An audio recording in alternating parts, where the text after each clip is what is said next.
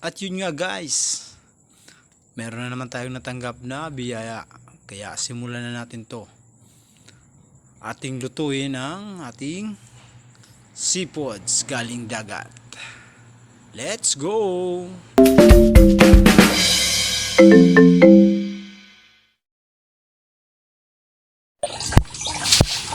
Good day guys, meron po tayong biyaya galing dagat.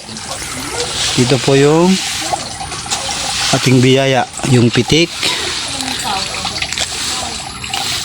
tsaka mga alimasag, tsaka meron po tayong shell. Ito, yung maliliit na budyong. Yan.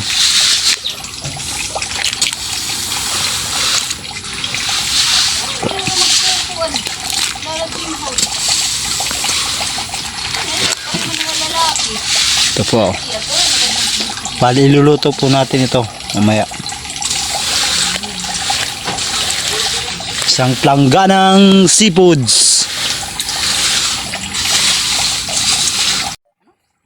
At dito nga guys, ayan nyo pong ipakita ko ng malapitan ang ating seafoods, alimasag, pitik, at saka may halo pong shell. Bali kukuha lang po nito at hinatid po dito sa aming bahay. Ito na po ang ating alimasag, nakasalang na po siya. Bali niluto lang po natin siya sa tubig, wala pong asin kasi maalat na po. Bali antayin na lang po nating maluto. Ito. Ito na po ang ating lutong alimasag, kapitik. Ating shell. Tirahin ko na itong 4 na shell. Ito.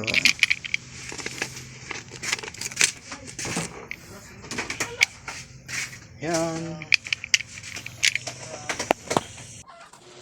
At tikman na natin ang ating shell. Yan na po ang kanyang laman.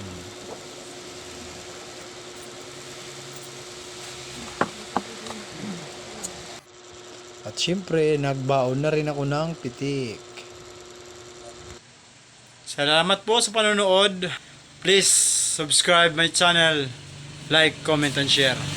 Thank you po.